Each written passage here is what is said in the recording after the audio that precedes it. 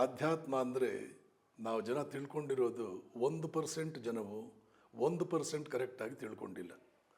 ಬುದ್ಧಿಶಾಲಿಯು ಶಕ್ತಿಶಾಲಿಯು ಆದ ದುಷ್ಟ ಬುದ್ಧಿ ಇಲ್ಲದ ಶಕ್ತಿ ಇಲ್ಲದ ಒಳ್ಳೆಯ ಮನುಷ್ಯನಿಗಿಂತಲೂ ಹೆಚ್ಚು ಆಧ್ಯಾತ್ಮಿಕ ಜೀವಿ. ಇದು ಮೊಟ್ಟ ಮೊದಲು ಜನ ತಿಳ್ಕೊಳ್ಳಿ. ಬುದ್ಧಿಶಾಲಿಯು ಶಕ್ತಿಶಾಲಿಯು ಆದ ದುಷ್ಟ.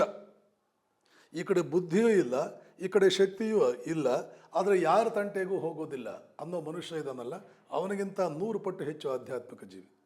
ಇದು ವಿವೇಕಾನಂದರ ಮಾತು, ನನ್ನ ಮಾತಲ್ಲ. ಹೇಳ್ತಾರವರು, ಈ ಮೊದಲನೇ ಮನುಷ್ಯನಿಗೆ, ಬುದ್ಧಿಶಾಲಿಯು ಶಕ್ತಿಶಾಲಿಯು ಆದ ದುಷ್ಟನಿಗೆ ಒಂದು ಭವಿಷ್ಯ ಇದೆ. ವಿಶ್ವಾಮಿತ್ರ ಯಾರು? ಅವನಂಥ ದುಷ್ಟ ಯಾರು? ವಾಲ್ಮೀಕಿ ಯಾರು? ಅವನಂಥ ದುಷ್ಟ ಯಾರು?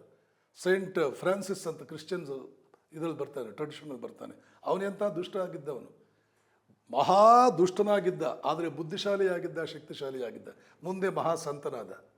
ಆದರೆ ಈ ಜನ ಇದ್ದಾರಲ್ಲ, ಬುದ್ಧಿಯೂ ಇಲ್ಲ ಶಕ್ತಿಯೂ ಇಲ್ಲ, ಯಾರ ತಂಟೆಗೂ ಹೋಗೋದಿಲ್ಲ, ಇವರು 10 ನಿಮಿಷ ಧ್ಯಾನ ಮಾಡಲಾರರು. ಮಹಾ ದುಷ್ಟನಾಗಿದ್ದ ವಾಲ್ಮೀಕಿ ಮೈ ಮೇಲೆ ಹುತ್ತ ಬೆಳೆಯುವವರೆಗೂ ಧ್ಯಾನ ಮಾಡಿದ. ಹಾಗಾದ್ರೆ ಯಾರು ಹೆಚ್ಚು ಆಧ್ಯಾತ್ಮಿಕ ಜೀವಿ? ಇದು ಮೊದಲನೇದು. ಆಧ್ಯಾತ್ಮಿಕ ಜೀವಿಗಿರಬೇಕಾದ ಮೊದಲನೇ ಲಕ್ಷಣ, ಆತ ಶಕ್ತಿವಂತನಾಗಿರಬೇಕು.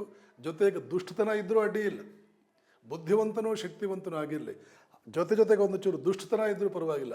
ಆಧ್ಯಾತ್ಮಿಕ ಜೀವಿಗೆ ಮೊದಲು ಬೇಕಾಗಿರ್ತಕ್ಕಂಥದ್ದು ಶಕ್ತಿ. ಅವನು ಶಕ್ತಿವಂತನೇ, ಇದು ಮೊದಲನೇ ಪ್ಯಾರಾಮೀಟರ್.